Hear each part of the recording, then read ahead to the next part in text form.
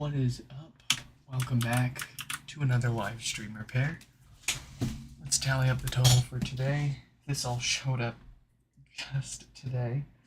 1, 2, 3, 4, 5, 6.5. I say half, somebody sent in the amplifier board for their HomePod. Anyways, we're gonna start things off here with a 2-for-1. Ray sent in 2 of their HomePods, both with no power. After Ray, let's see, look at Noah.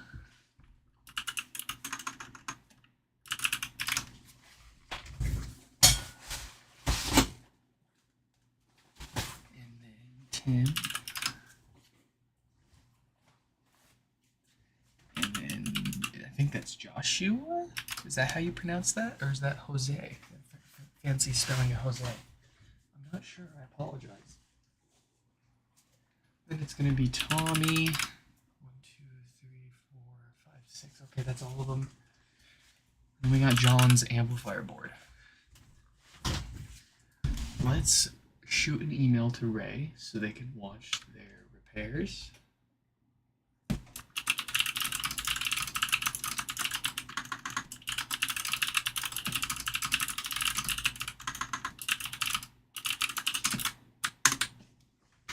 Without anything else, we can, where's my, well, I don't have a knife, we'll use this.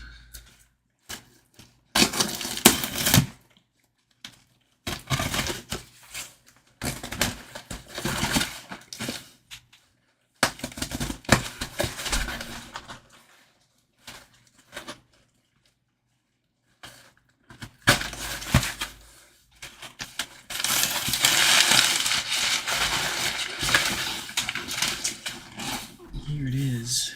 There's another one in the box there.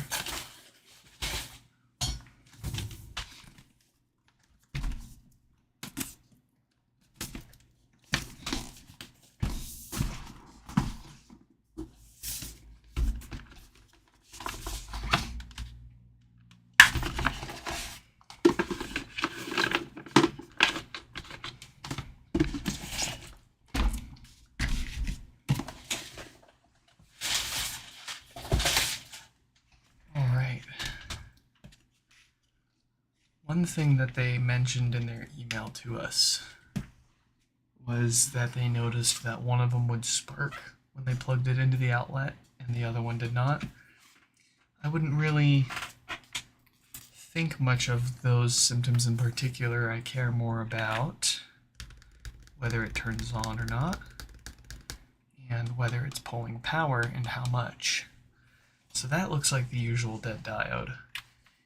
And the reason why I say the sparking when you plug it in or not doesn't matter too much is it's pretty normal for them to spark a little bit if they haven't been turned on for a minute, as they've got, let's see if I got an amp here. They got some juicy capacitors in there and on the power supply that hold a bit of charge for quite some time, so if you unplug it and then plug it back in, you likely won't hear a pop or see any kind of sparking on the outlet. If you wait long enough for those capacitors to fully drain, then that's when you usually hear or see the quick little spark as you plug it into the power outlet. Doesn't really matter. It could be working, it could be dead, and you could still see it doing that. It's not a sign of any problems or a specific issue. In any case, let's get started.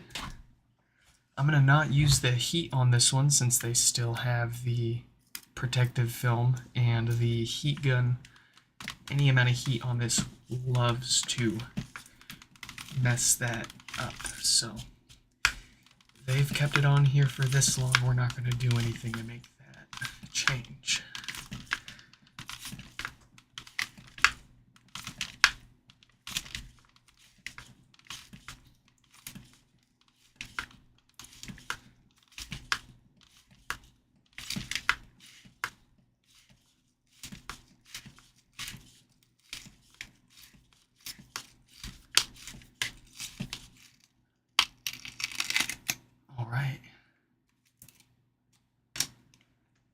nothing even happened.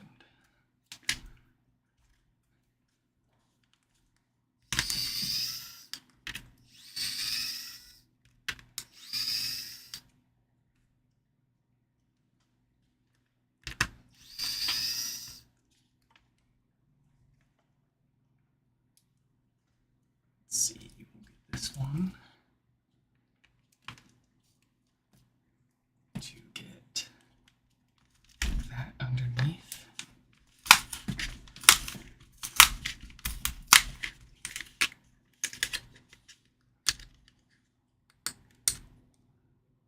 I have no fingernails. I have no power.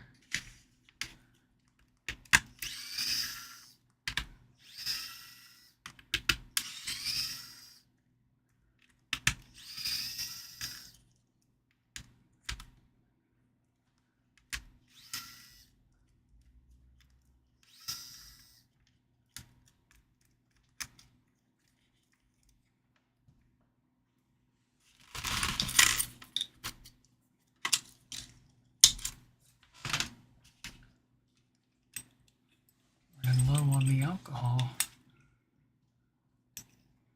Gonna need to get some more so that prying up this speaker basket is easier. We don't have to fight the glue holding it down so hard.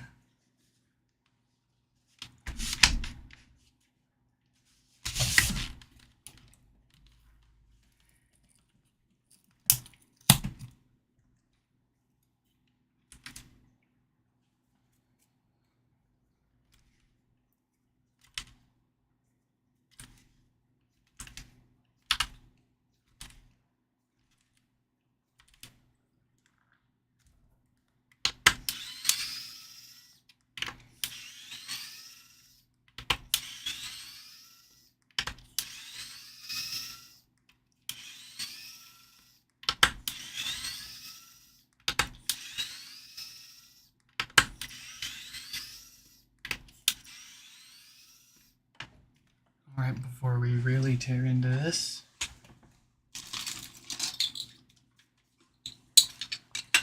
this one's for Mr. Leahy.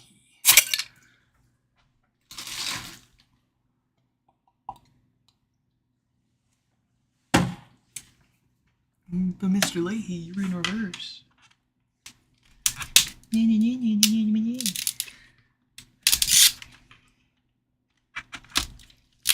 Trailer Park Boys. If you haven't, give it a watch. You'll be surprised to learn that the drunk of the show, Jim Leahy, did not drink any alcohol. It was all an act. Pretty good if you ask me. Rip the poor guy.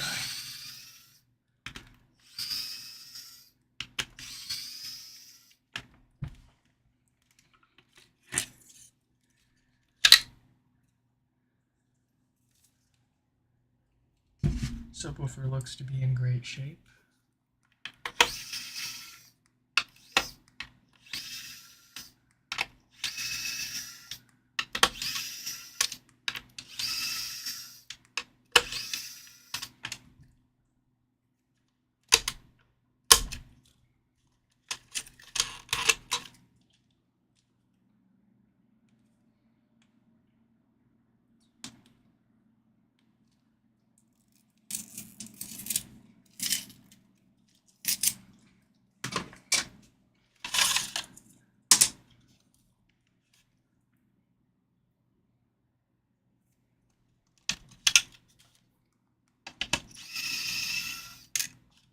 You can go back there.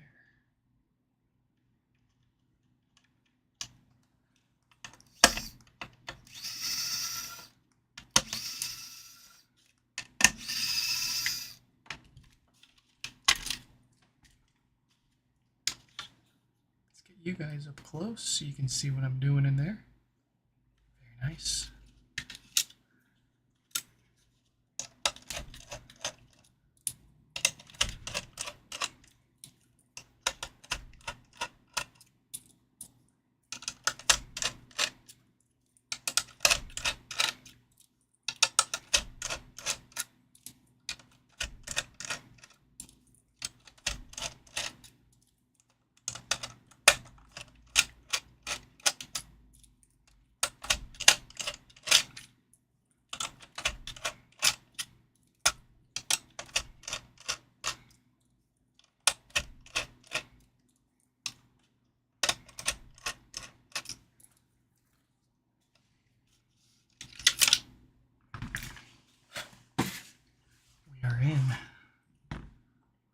close and do a little bit of maintenance first before we fix the problem.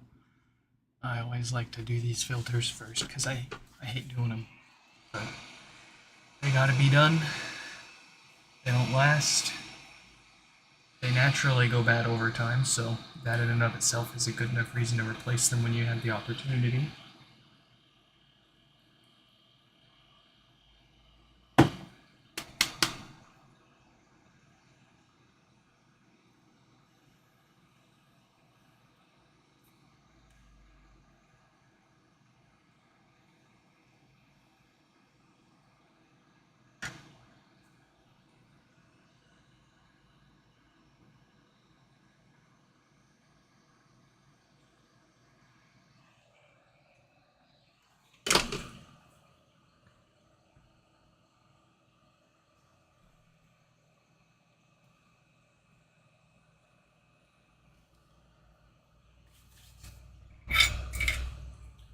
A fresh roll of solder.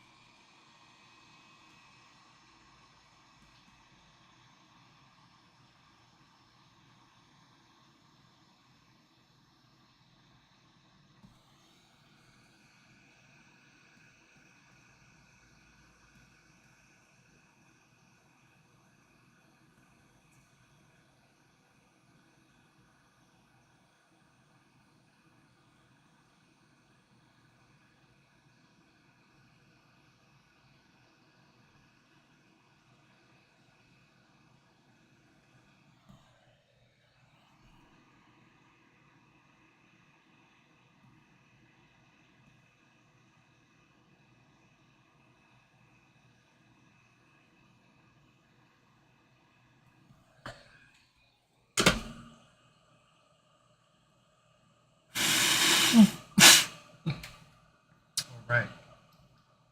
We've got the filters replaced. This shouldn't death fart for a long time coming. Let's get the roasted diode out of there so this thing can turn on again.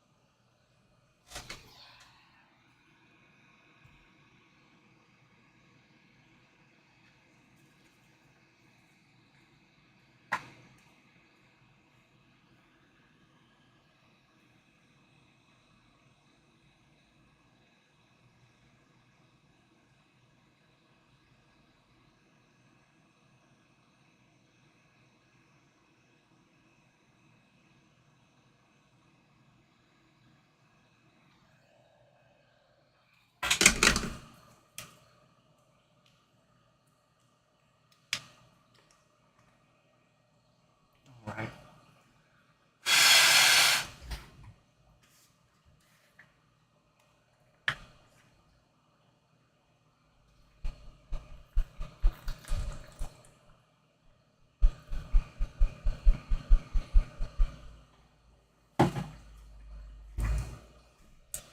Back together you go.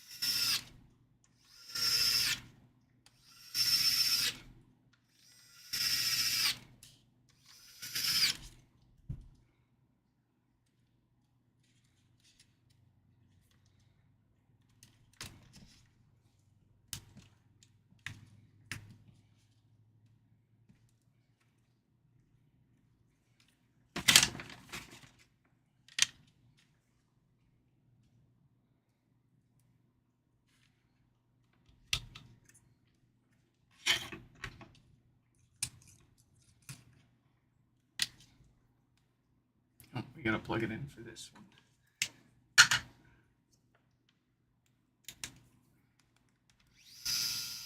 Get that extra little oomph.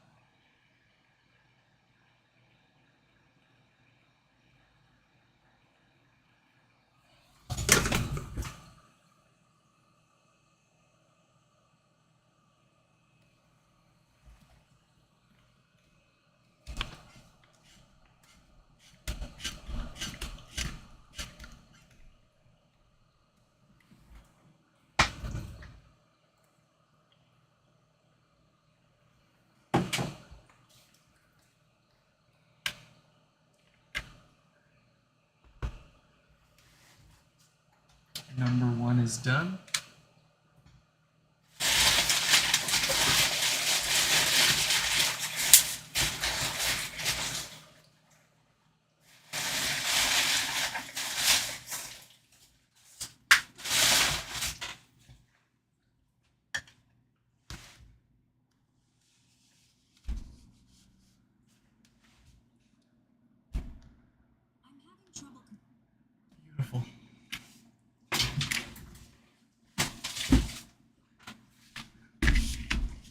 here is their second one. Let's take a quick peek at those symptoms and I'll catch up with the chat there. I see someone just sent a message.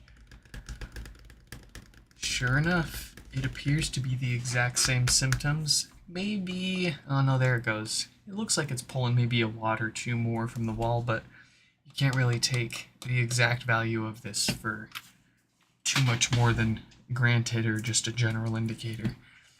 What I'm getting at is it appears to be the exact same problem, so let's crack it open. Looks like we don't have the protective film on this one, so we can go ahead and warm that up to make it a little easier. And before we do, I did want to point out a little crack in the top there. Let's see if you guys can see it. Right there. So when we go to pry this up, we want to be especially careful in this area to keep our tool perfectly parallel with this top surface. If we go at it at any kind of angle, that's going to make that crack worse. So it's also risky heating it up, because if you heat it up, it's going to soften it and it's going to make it easier to crack potentially. But we know what we're doing here. Classic. I know what I'm doing. Trademark. Copyright.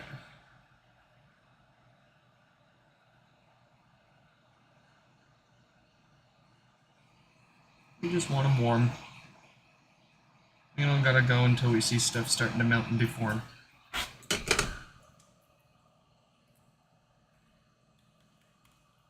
Slide it right under that crack.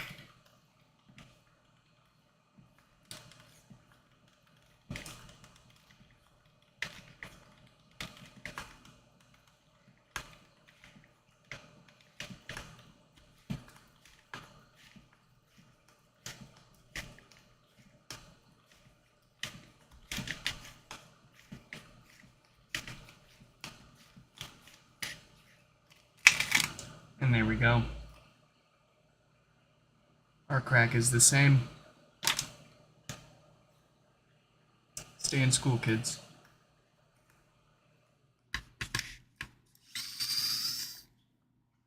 What is up, Steez? Sent you an email about a mainboard flex cable. Make the HomePod work with my guide. You don't have audio now. Yeah, we haven't had much with no audio. Unfortunately, the bad news is, in my experience, when I've worked on a HomePod for no power, as I presume yours had, point being, when I've worked on a HomePod with any kind of issue, if I screw up, meaning if I do something wrong for some reason, somehow, some way, sometimes, maybe I touch something with my screwdriver and I don't notice and short something out, but what I'm getting at is I have killed the sound on a number of logic boards throughout the years working on these.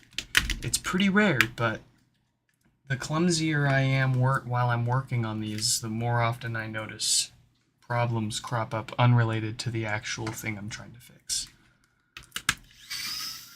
I hate to say it, but in all likeliness, if your issue was previously no power, or your issue was unrelated to your current no sound predicament, then it's likely you might have shorted out your logic board or damaged it.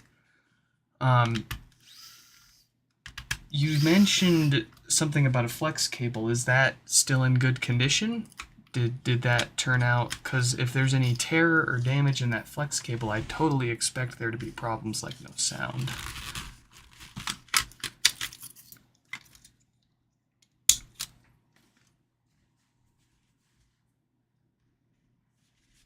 But another thing, of course, make sure, double check all your work. Make sure everything is properly connected and not misaligned. sure the ribbon cable's lock into the amplifier board is in the right orientation.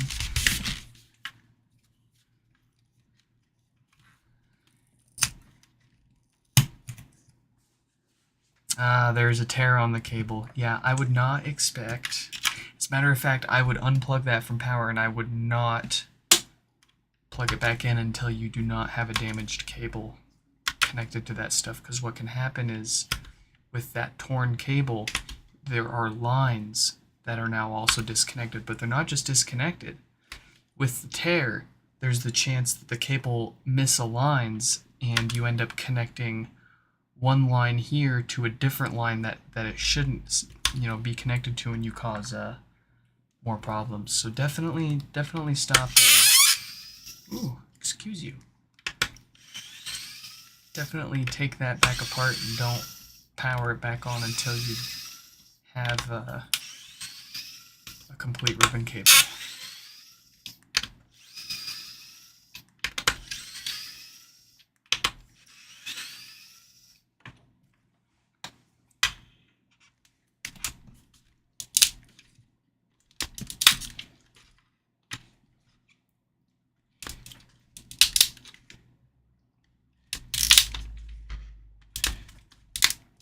And it makes sense, right? Because how it works is it's the logic board that's generating the digital audio signal and sending it through the ribbon cable into the amp to be, of course, amplified.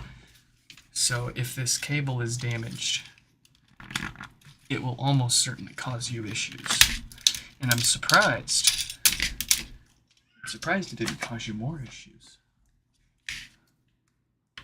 Consider yourself lucky if you get the replacement ribbon cable and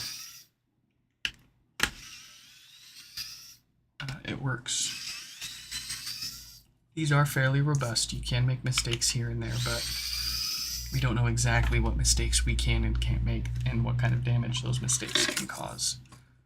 For the most part, there's too many unknowns.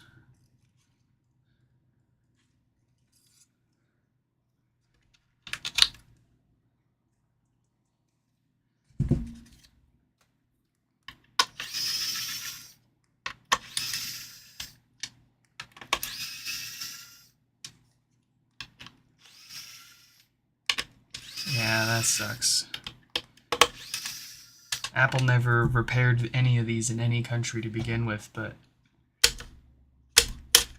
where you are, they probably, from the sounds of it, there isn't even a replacement option.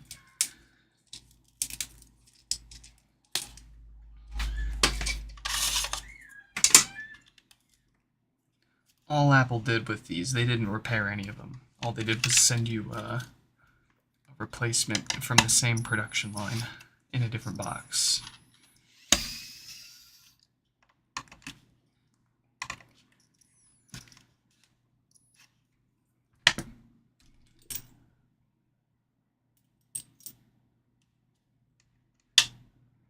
Okay, so we got a problem here. This screw for the power supply is, of course, in classic Apple fashion, it's got thread locker for super glue for thread locker, and I do not want to deal with another broken screw. So we're just going to work this back and forth with a little bit of alcohol in there until it decides to loosen up.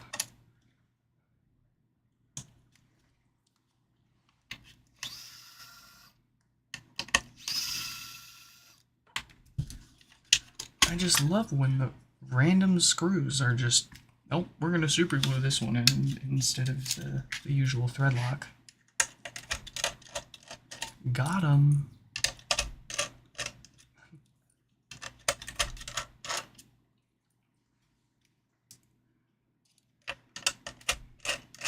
Yeah, shipping will be pretty expensive. And I don't think that there's anyone I know of currently in Brazil offering repair services. If any of you Brazilians are watching and you're like, hey, I fix HomePods, then reach out to me and I'll add you to my website. I've got a whole list of everyone around the world that offers repairs to try to give people in other countries options. No one for Brazil yet, I think. Let me double check.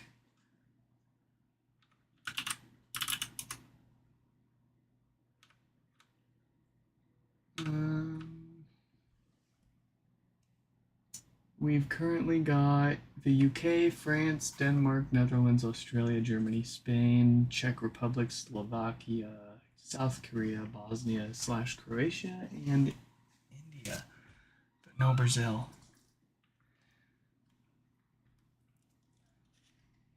It would be like $14 plus like the $30 I charge for the cable if you wanted me to ship you the cable by itself. That's way more doable. I am starting to run low on those ribbon cables. Seems like everybody got a little excited recently and started ripping their HomePods apart again and ending up in the position that you got yourself in too. I wish there was an off-the-shelf replacement. I wish we could like send a cable off to some remanufacturer to get them replicated or something.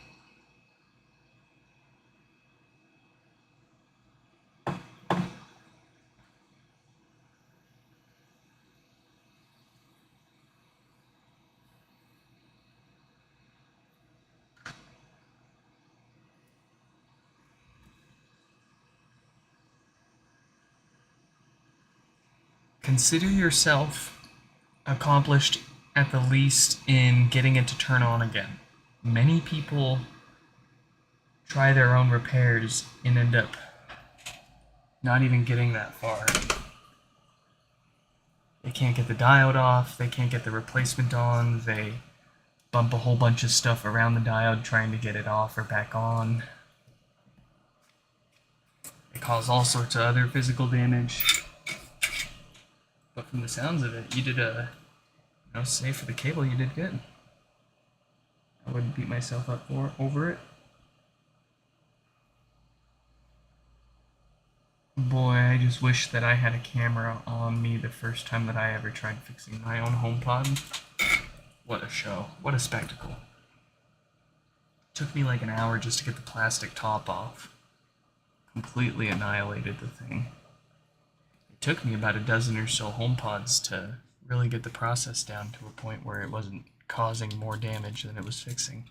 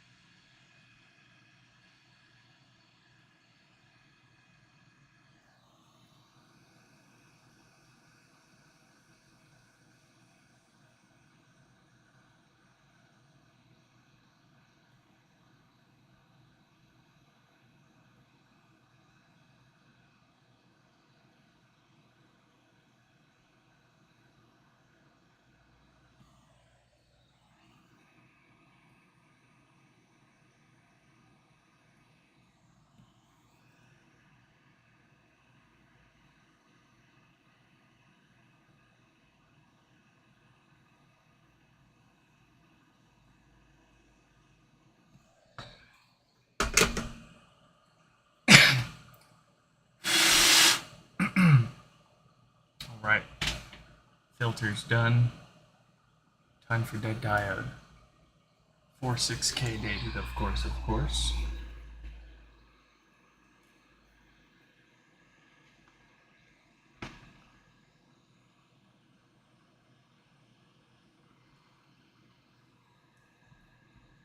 The flux to get the diode off is completely unnecessary. What I'm actually doing is pre-fluxing the board for when we put the new diode on there. You don't need any flux to get stuff off of boards. It won't really help. What flux is for, as soon as pads and copper are exposed to oxygen, they immediately start corroding. And that prevents you from getting a good quality solder connection, creating that true alloy bond and not just things physically stuck together that'll break apart. Flux cleans that corrosion off, and it helps with the flow of solder, so it makes what looks to be impossible pure magic. In most cases, you don't need to touch the components. With the right amount of flux and solder, everything flows right into place. They can be crooked. We'll go ahead and lopside that and demonstrate here. As things flow into place, it'll naturally find where it belongs. You just give it a few taps, and there it is.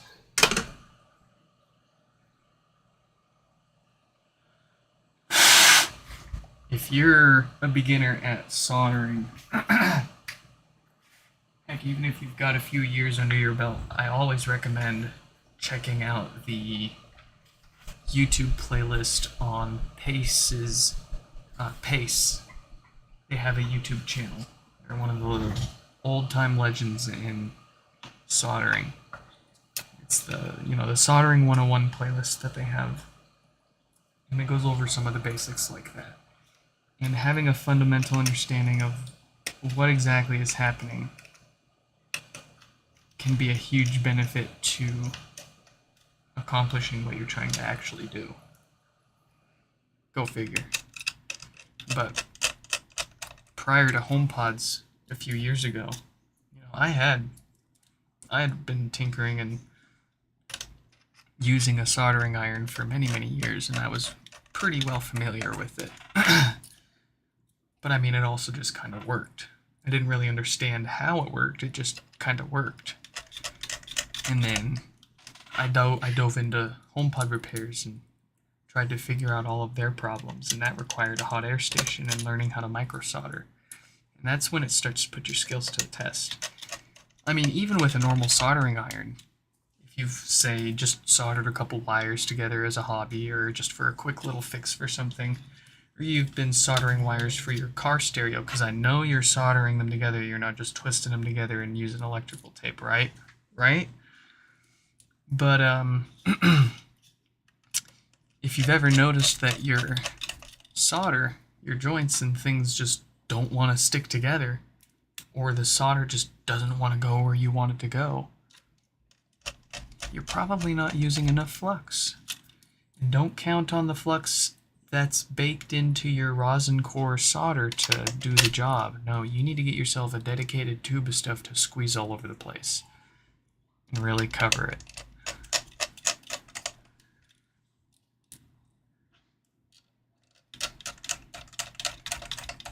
And of course we're gonna make it look easy. We've done literally thousands of these HomePods by now.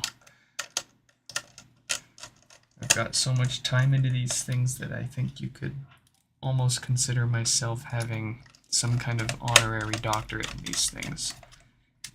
Just about. Short of having the schematics and having a full, clear picture or understanding of what's going on in these things, we've mapped out pretty much everything you can find going wrong in them and how to fix it on my website.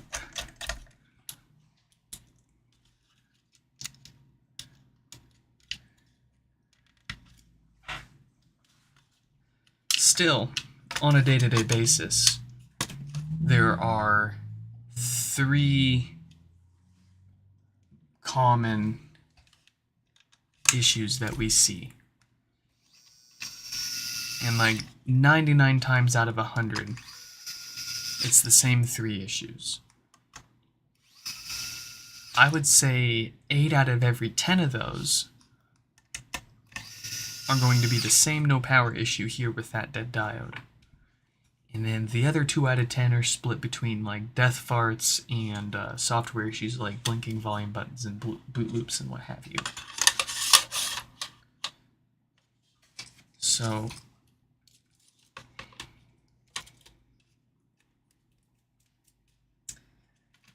it was fun to figure out all of these other unique issues, but it was the most satisfying to figure out the death farts one.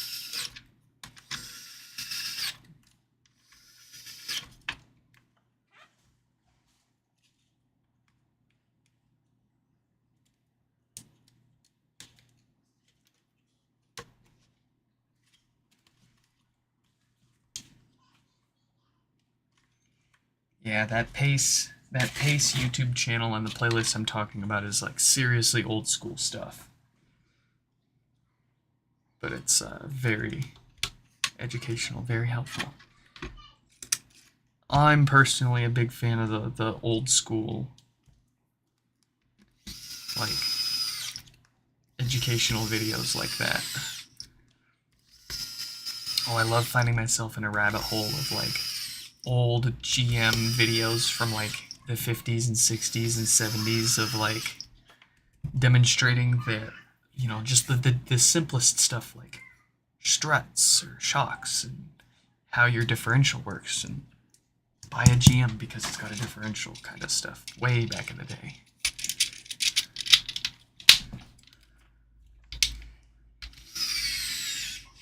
Back when half the advertisements were just simply breaking down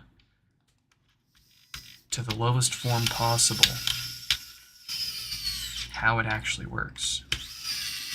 And not just, here's a bell and whistle for you. No. Here's the bell. Here's how the bell works, and here's why you need the bell.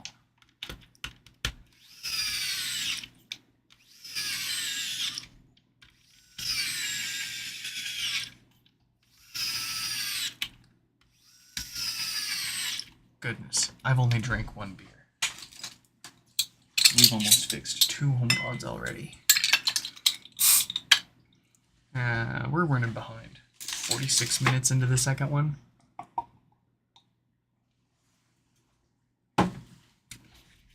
I should have had this back together by now. Ooh, I almost forgot. This is a casual. This is the casual live stream. This isn't the ranked. This isn't the competitive one. So we're doing good.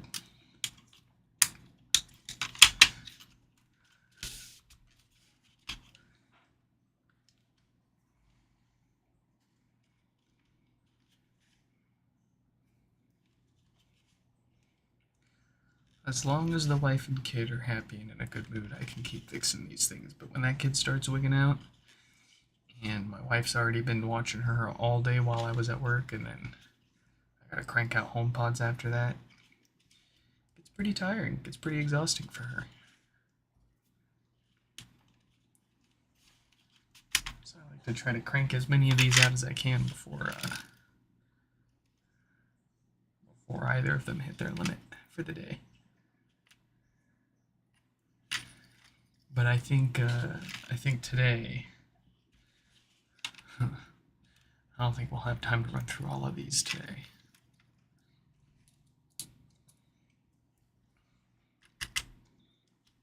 I don't know. We'll see. It sounds like she's on the phone with her mom right now. So that kid's happy for as long as they're on the phone. They love to FaceTime.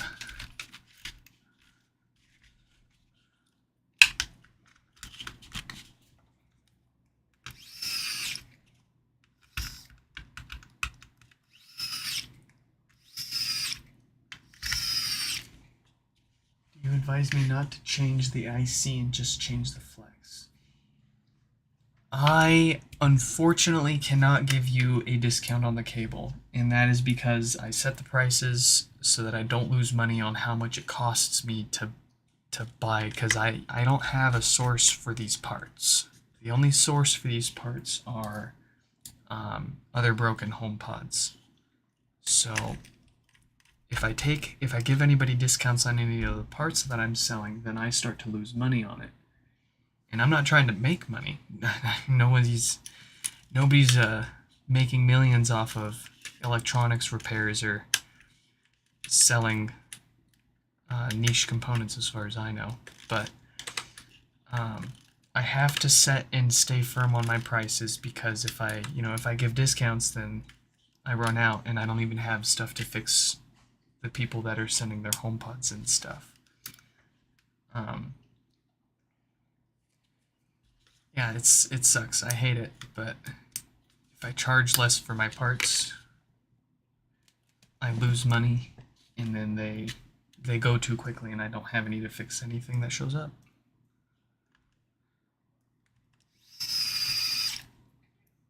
Actually, hold up. I might have something for you. I just might. And I don't want to get a bunch of emails tonight with, oh, you gave this guy this, so give me this. I don't want to hear it. But for Steezy here, I think I might be able to hook you up.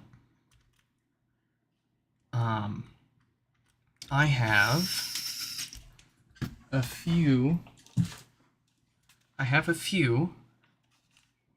that I have been using to test different docks and dongles and USB adapters.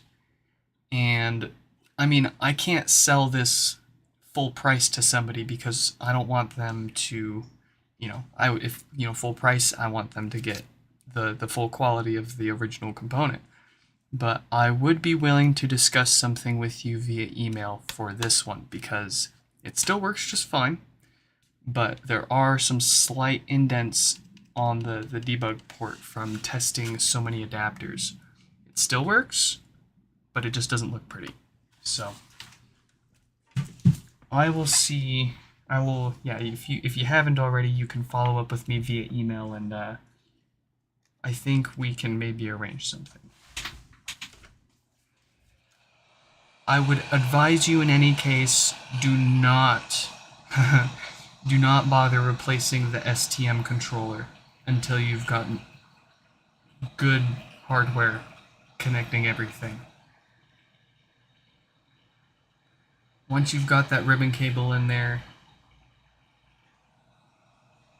if it still has a problem, then I would consider replacing the STM, but more likely what would have happened is the damage to the ribbon cable damaged your logic boards.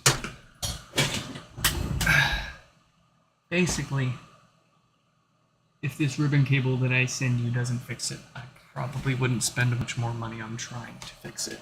I would relegate it as spare parts, and I would try to find myself another broken HomePod to maybe make a working one out of the broken two. It would be really nice if Apple sold parts for these.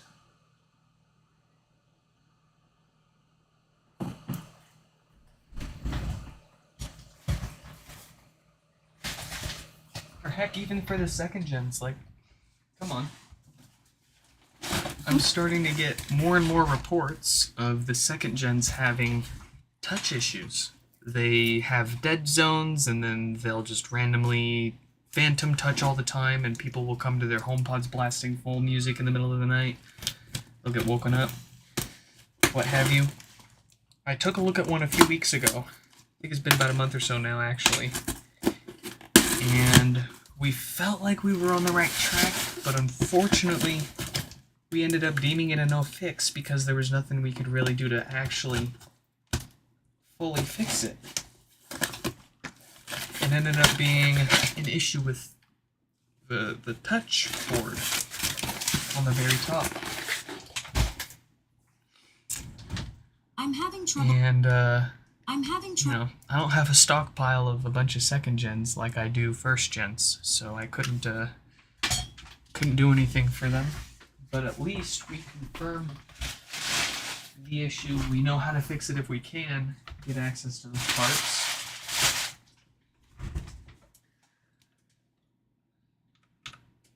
It'd be like a $5, $10, $15 part from Apple, and they just won't. It's so silly. Well, at least we got both of Ray's HomePods all fixed up, so let's find the next one. Looks like we're looking for Noah. Here we go.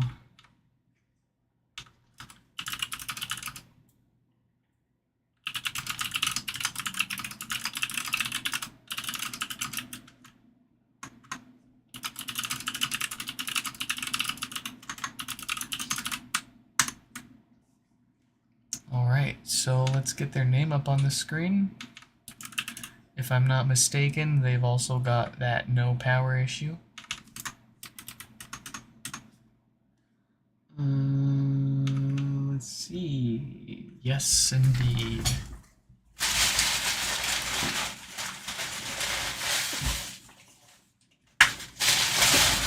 Alright, here's Noah's HomePod. Let's take a quick 60-second break. Give Noah a chance to get my email and hop into the stream so they can watch. Go grab a drink, go grab a bathroom, do whatever you do in 60 seconds. We'll be right back.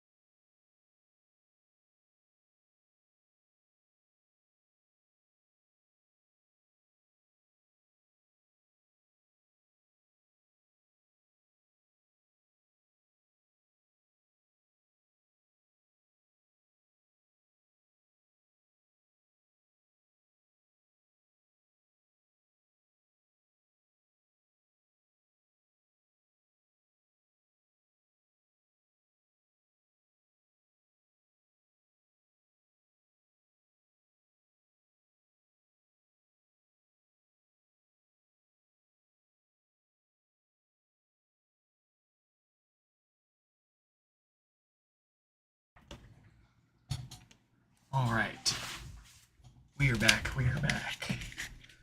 Let's take a look at what Noah's HomePod is doing for us here now. We've got no power, we've got the usual power draw for a dead diode. Another one. Here we go.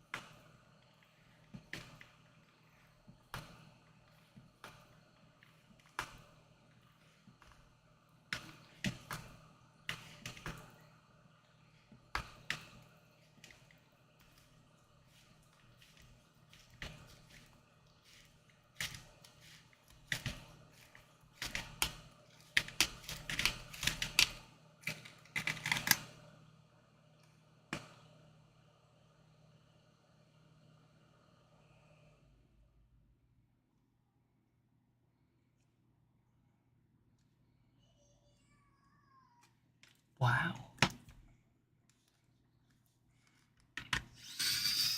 Oh, that kid's this close to speaking sentences. She's got a fair vocabulary now, but she hasn't quite strung multiple words together yet.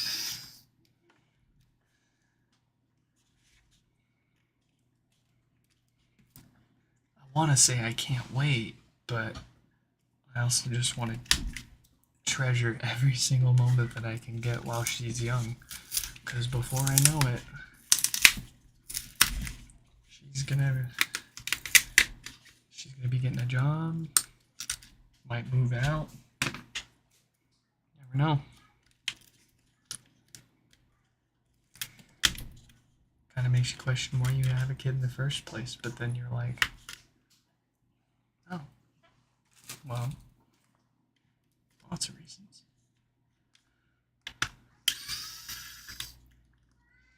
But having them just so you can have a baby forever isn't, it's definitely not one of those reasons. And I'd be lying if I said I'm not looking forward to the terrible twos anymore. Gosh, it feels like she started her terrible twos 6 months early, too.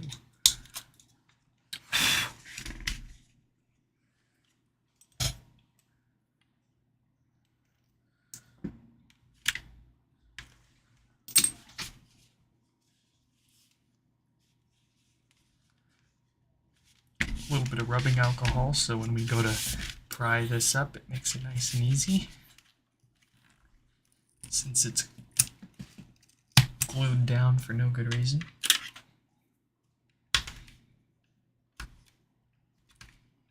No good reason to you or I, at least. That's obvious.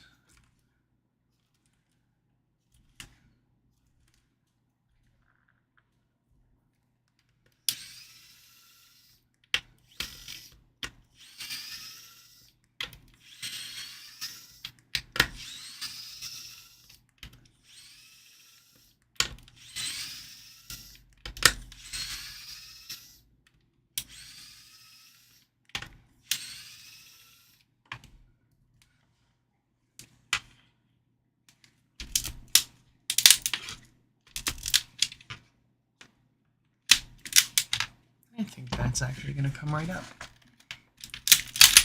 Oh.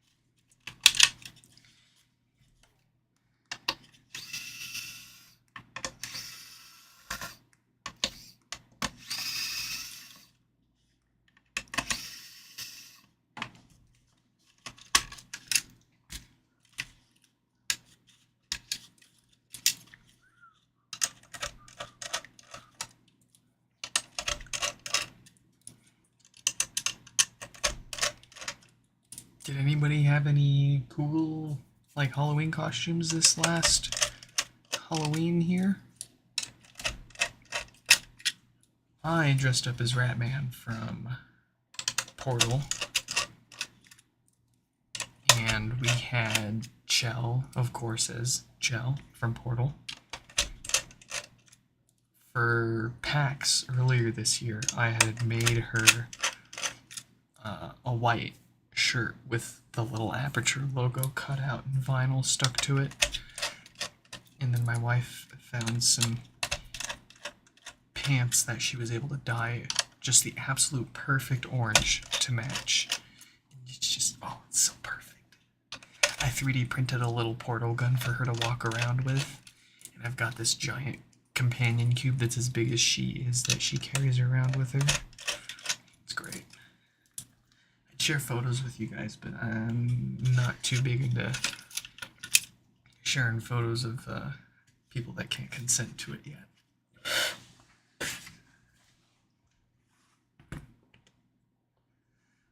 To each their own, though. Ooh, look at that. Nasty. Ugh.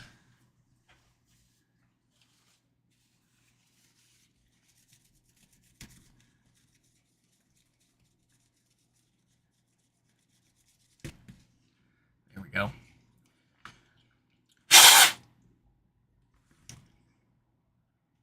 yucky. Alright, let's get those filters done.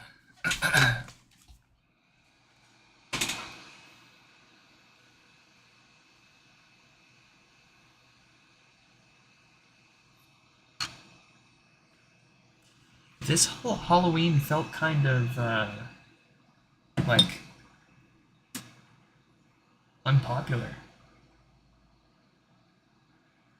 By that I mean I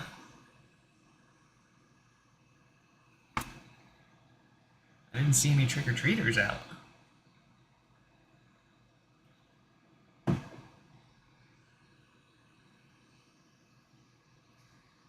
Regardless of the weather, I normally see a couple of them running around, but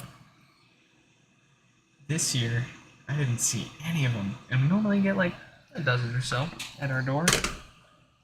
No one. Are people getting more and more afraid of, understandably, I guess, letting their kids just walk up to strangers' doors? I mean, there's a thing like you can supervise them. We ended up going to the mall. That's where it looks like most people went. And we're just staying at home and ignoring all the trick-or-treaters. All two of them. I don't know. It's just kind of weird to see, like, every year we get them, and then this year suddenly, silence.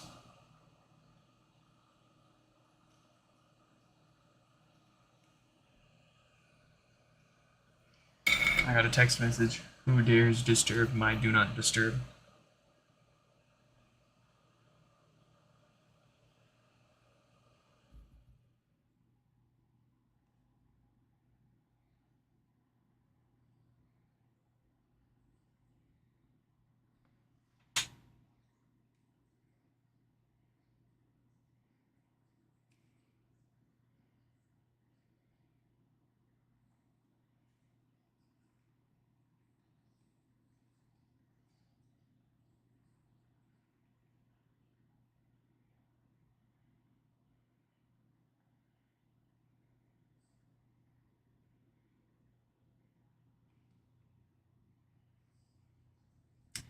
One second.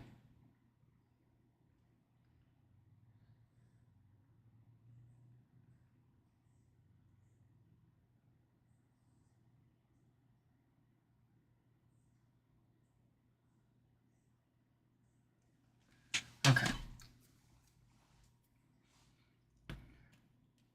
Oh boy, ever since I started including my phone number in my email replies, I don't like giving my phone number out.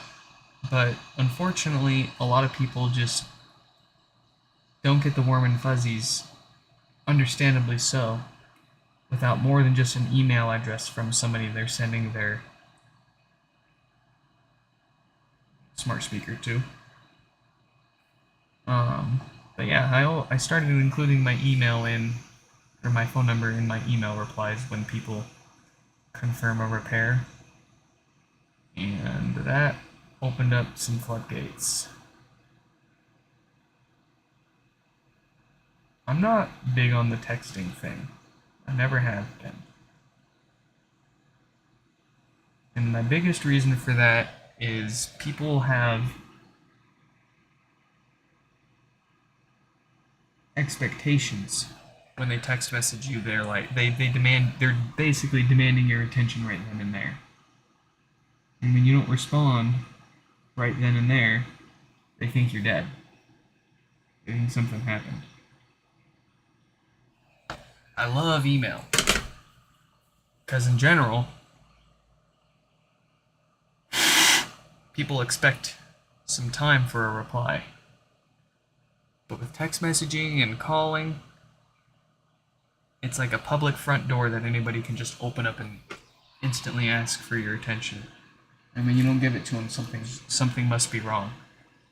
I personally, I mean, it's awful, but I barely even text my own mom.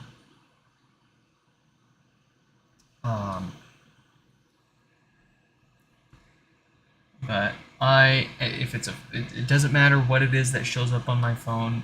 It's not as important as what's in front of me right then and there. And whatever it is, it can wait until I have the time and patience to read it and the time and patience to respond to it. And that goes for any kind of communication with me. As soon as people start to rush me, that's when I start to make mistakes.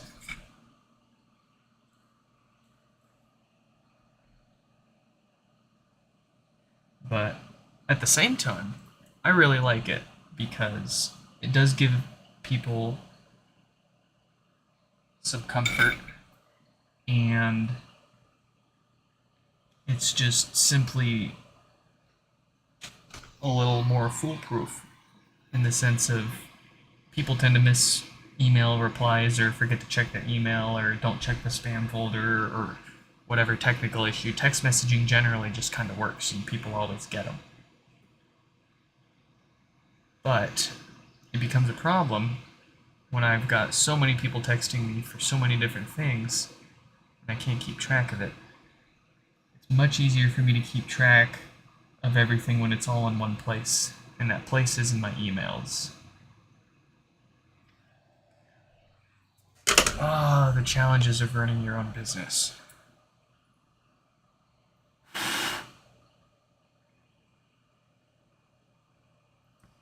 I mean, you could barely call me in what I do running a business.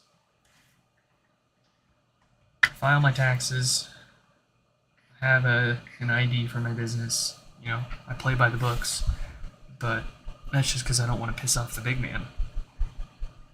It's a lot of work for, geez, something I do in my free time. I mean, the long-term goal is to continue to grow and expand and offer repair services for more than just HomePods. Get to the point where we can pretty much look at anything, no matter what it is, and understand how it works and what could be causing a problem with it. Not just HomePods. HomePods right now, however, they're a good fit for me.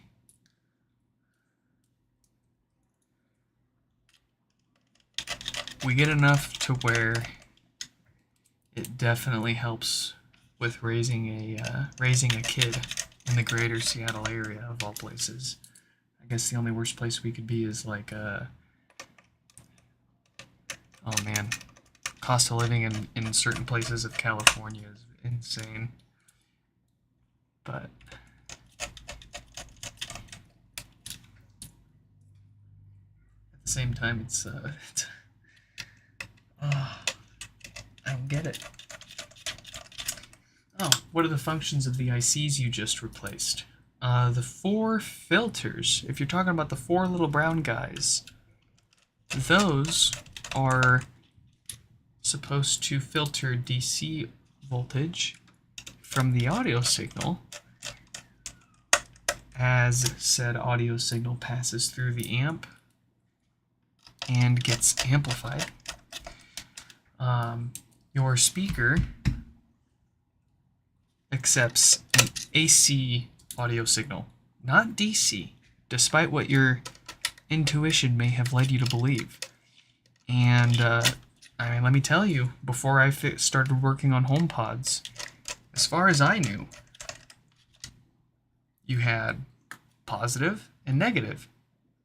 It looks DC to me, but no. Your speaker is an AC. It's an AC accessory. It wants an AC audio signal. DC is not good for it. Long story short, to keep it simple and brief, DC voltage fries your speakers and parts of your amplifier. So what you're supposed to do, it's natural for, like it's inevitable that any Class D audio amplifier like this is going to introduce some amount of DC offset throughout the amplification process. So what you do is you filter it.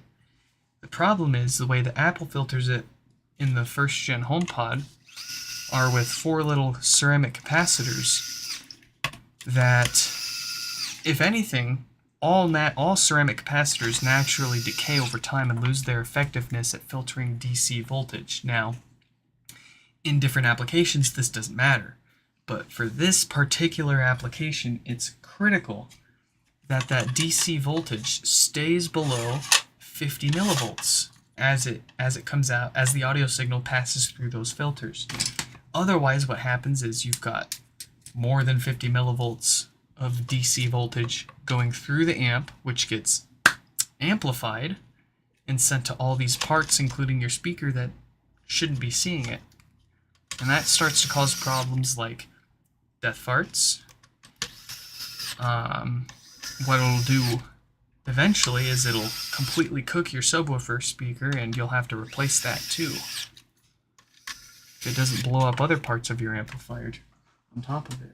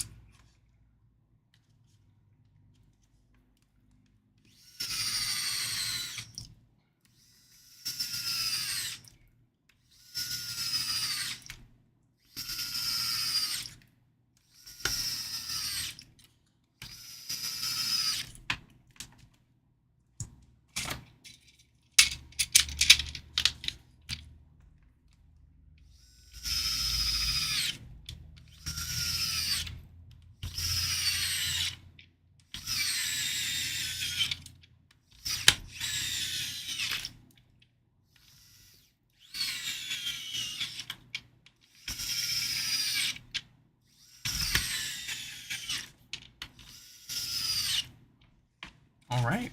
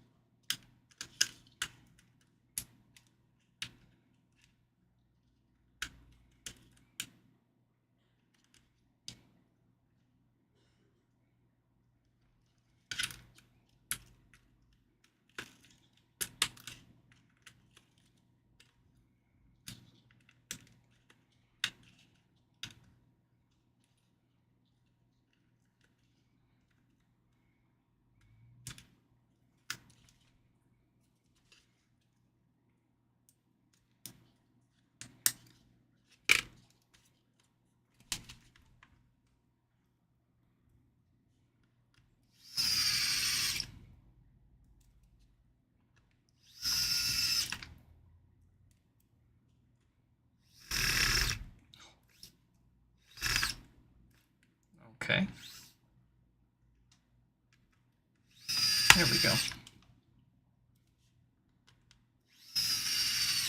What a day.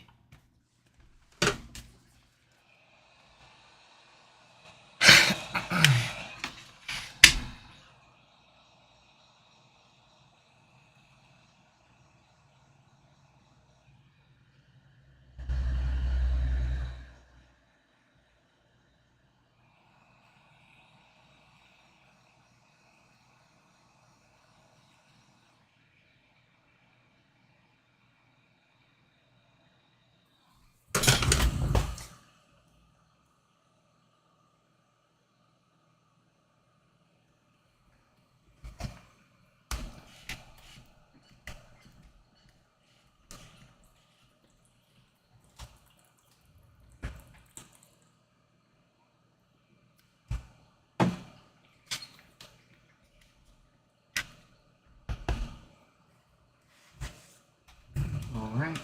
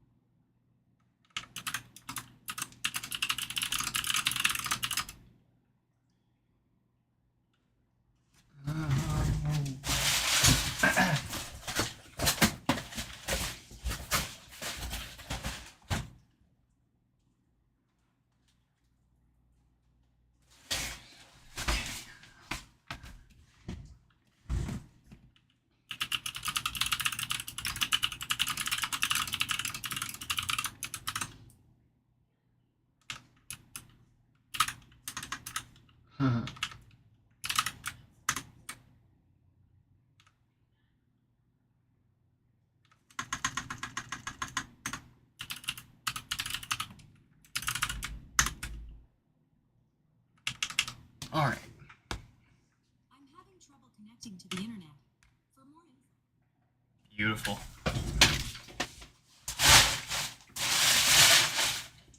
Tim is next. Let's find out what's wrong with Tim's here.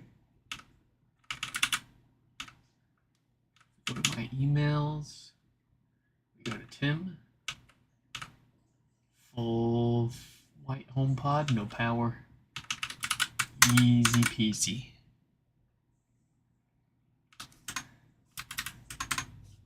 Let's get their name up.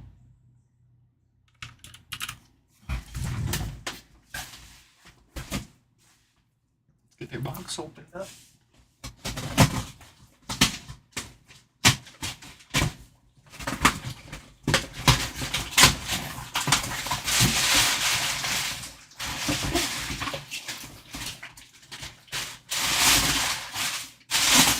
Here we have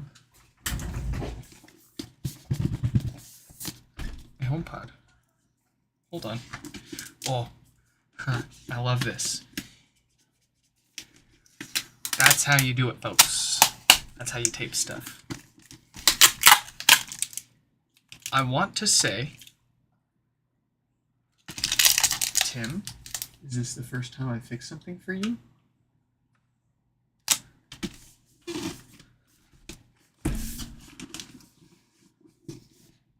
Huh.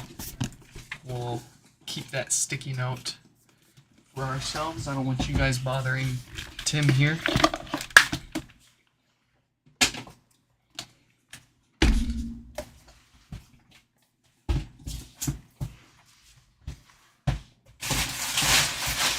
Okay. Let's see. It looks like we've got some cracking right here. So we want to be careful around that. We don't want to make it any worse. I'm not too sure how that actually happened. I hope it wasn't I hope it wasn't just from them sending it to us. Let's see what it does on the bench. No lights, no power. Couple of watts. Y'all know what that means by now, right? Here we go.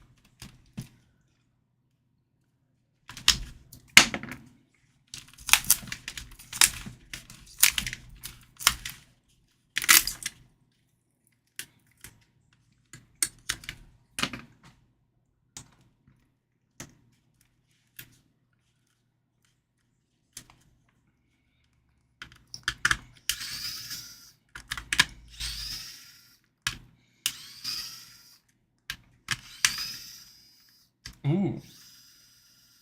Yeah, we do have some physical damage in here.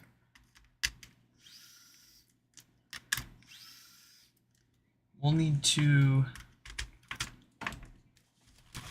replace our speaker basket because unfortunately we are missing a piece of our frame. It's one of those 4 tabs here holding the logic board in, so what must have happened at some point in this HomePod's life was it was dropped on its head. Enough that it broke that off. Hopefully nothing else here. Let's keep digging.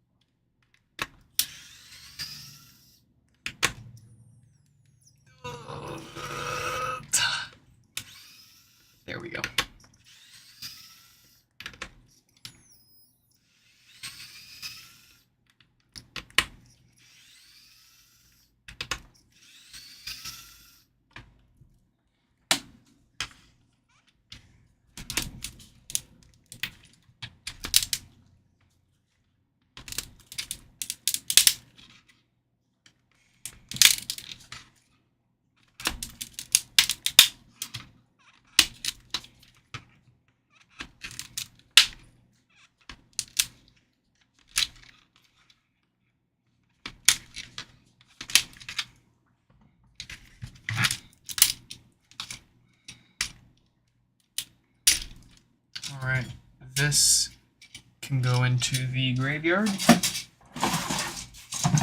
We'll get another one in one piece out. I could glue it back together, but for the price that we charge for these repairs, that's not right. So, we'll replace that. I won't charge them for it. Who knows when it happened.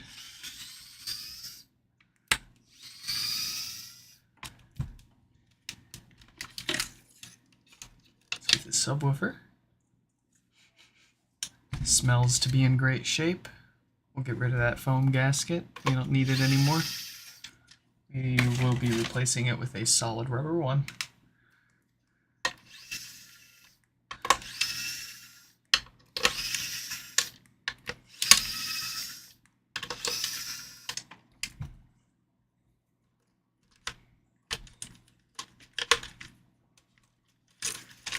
We're going to pick up the pace here because I want to get some of these HomePods knocked out so we can get out of here. I'm getting hungry. And I haven't eaten anything today. As is the usual. I end up getting so focused and busy with everything that I forget to eat. Next thing I know, it's dinner time.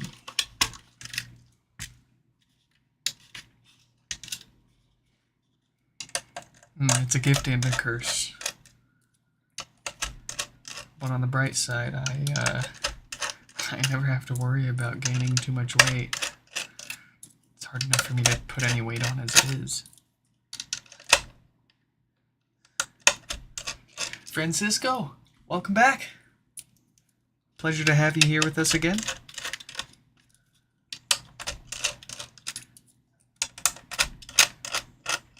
If you haven't noticed, the more often I see your name, the more excited I get to see it every time.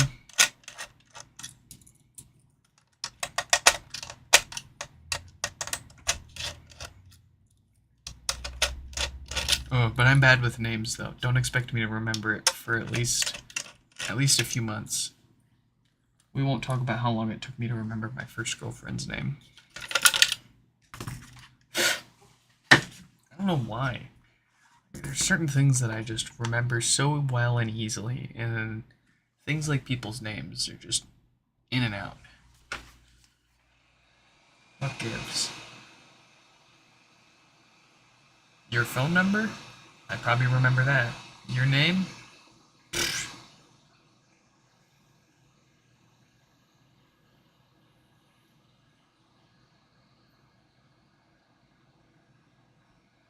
Hey, you got it, Steezy. You'll have to bear with me for the email reply. Fingers crossed I can get through them all tonight, and you'll hear from me tonight.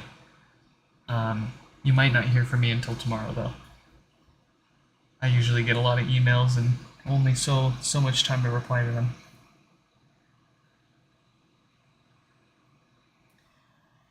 But we will make sure that you get a working HomePod again one way or another.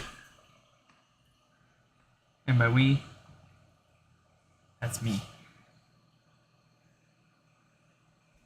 I say we a lot, and whenever I mean we, I mean my wife and kid too.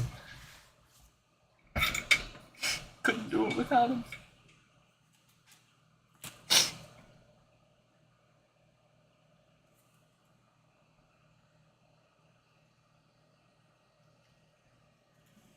Alright.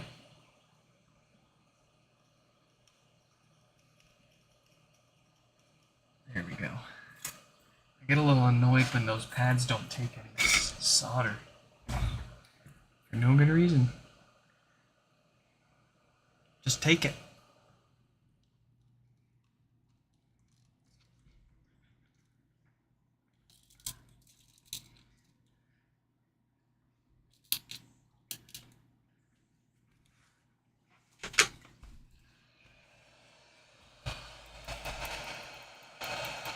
Mr. Chill, welcome, welcome. Are you Tim? Is this Tim I am speaking to? Well, in any case, I knew what was wrong with it the moment you emailed me. We're going through the maintenance first. We're replacing these filters that naturally decay over time, and what happens with that is it'll lead to death farts and other base issues. So we're knocking out that little bit of maintenance first, and then we're going to flip this board around and replace the actual part that's causing your problem with no power. But first, we want to make sure this thing lasts for as long as we can make it.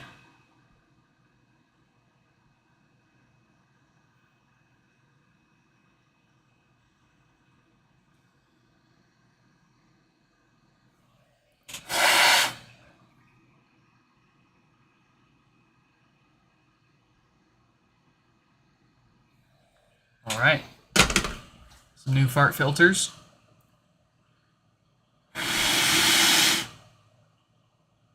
I'll go ahead and scoot that bottom one up a little bit. It's looking a little imperfect.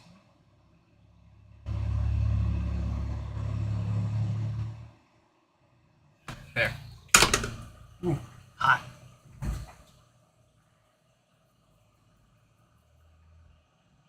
thought I was a fool for burning myself, but then I caught one of Northridge Fix's recent videos and he'd burned his fingertip. Seems common. I feel bad no more. I feel pain no more.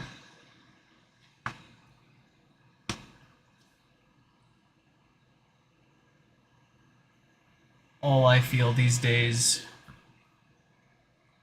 are base and suffering.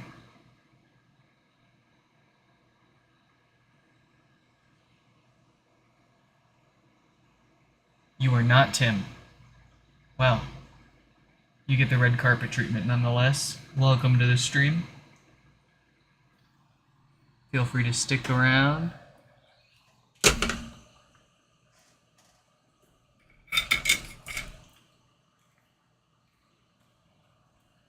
This is what's actually keeping this thing from turning on. And the only reason the old one failed was due to a quality control issue from the manufacturer of the diode. Not even Apple's fault necessarily. Now, not to be mistaken with indeed it being Apple's responsibility, but here we are. Replacing it with a new one by in and of itself will permanently fix the problem. It's not going to happen again. A million other things that can go wrong, but this will not be one of them. There's only a particular date range of these diodes. Unfortunately, since all HomePods were practically from the same production run, you have the same chance of having this diode regardless of your serial number or date of purchase. There were only 2 production runs in the first place, so. And if you paid Apple for a refurbished first gen with the promise that these issues were fixed, you were played. I hate to say it, you were played. Let me play you instead with a 1-year warranty and maintenance that actually solves the problems, that actually fixes the problems that these things keep dying from. Instead of selling you a freaking at-cost replacement, telling you it's fixed inside. It's no different. It's literally the exact same. Liars. I hate it. Why would they do this? I mean, I think I understand a little bit. Like, there's probably a disconnect between the people telling us what's going on and the people that actually know what's going on. To be expected with a company as big as Apple. But at the end of the day, the damage to the image and the reputation and their brand is still done. People are going to think less of you because you didn't do anything about this, and all you want to do instead is sell them a replacement with the exact same hardware problems.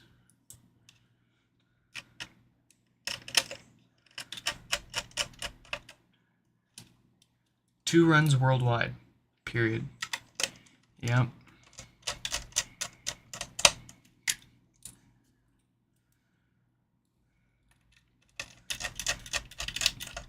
And the refurbs are from the same production runs.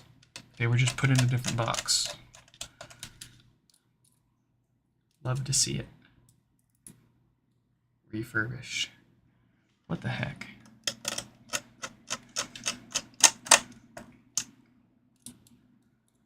Oh, I would love to work at Apple so I could figure out, so I could learn all of the decisions behind this product. I want to know all about it. I want to know its research and development. I want to know the problems they knew about and didn't know about. I want to know their reasoning behind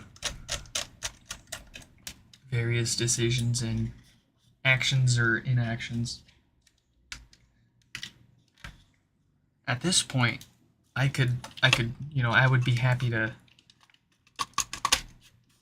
end HomePod repairs in favor of working for Apple just to figure that out, just to know. I'm dying to know.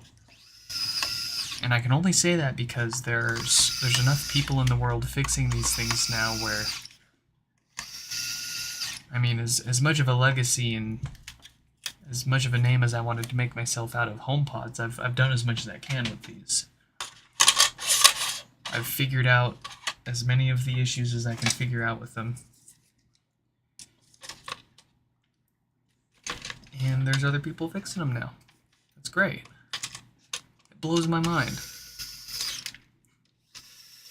From nothing, we were able to figure out what was causing issues with these things. And so many businesses sprout up from it. Like, you've got people dedicated to fixing these things. You've got people where it's not a living, but it's make or break for them paying rent and such. It's insane.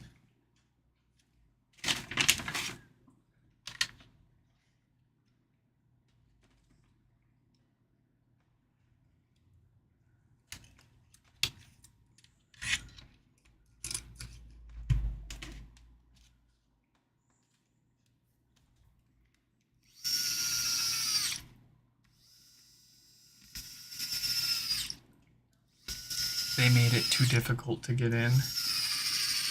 Ooh. Well, easy for me to say with how I make it look and how many times I've been in these, but it's all subjective. I think the first gen and second gen are both... Actually, I say the first gen's easier to work on because at least you can pull the drawstring tight together and put the thing back together. The second gen's a mess. Appearingly easier to take apart, but take a second gen and a first gen apart and put them both back together, and then I want you to personally tell me which one was easier for you.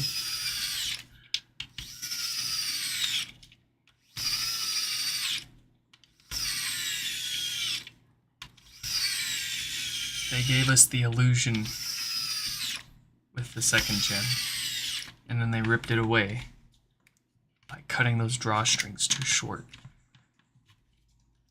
That's all they had to do, was just keep them long.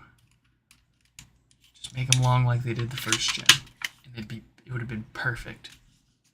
Zero complaints. But that in and of itself, the fact that they made these drawstrings too short on the second gen for you to just tighten it up. Instead, you gotta go with your pry tools and stuff it back in manually. And that in and of itself takes longer than it takes me to fix these things. So, by that, I say the first gen's way easier to work on, because I can fix a whole first gen by the time it takes me just to put a second gen back together. And people say they have workarounds. You can glue extensions to the mesh and whatever, but I've tried. That's pretty tricky. It's enough fiddling by itself to just be like, I'll just stuff it back in there manually. I won't bother with the drawstrings. Boy.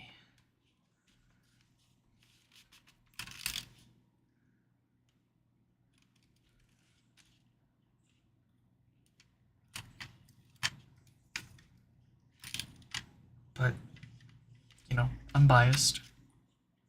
I love my first gens.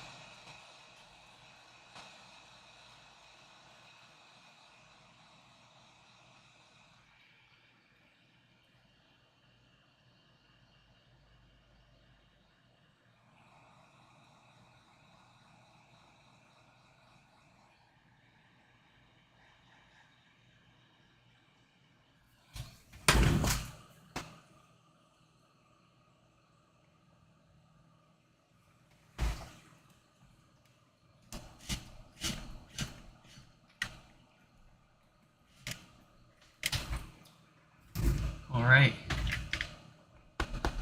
We got it saved. Folks, that's all I've got the time and energy for here and now. Maybe we'll have another repair stream to catch up with the other 3 tonight. Worst case, we'll pick back up tomorrow. In any case, I hope you all enjoyed this live stream repair. If you enjoy this kind of stuff, subscribe, leave a like, let me know. If you hate it, tell me why. I'm always looking for ways to improve and make things better here. In any case, I'm having trouble connecting. I hope you all enjoyed, and I'll catch you in the next one. Goodbye.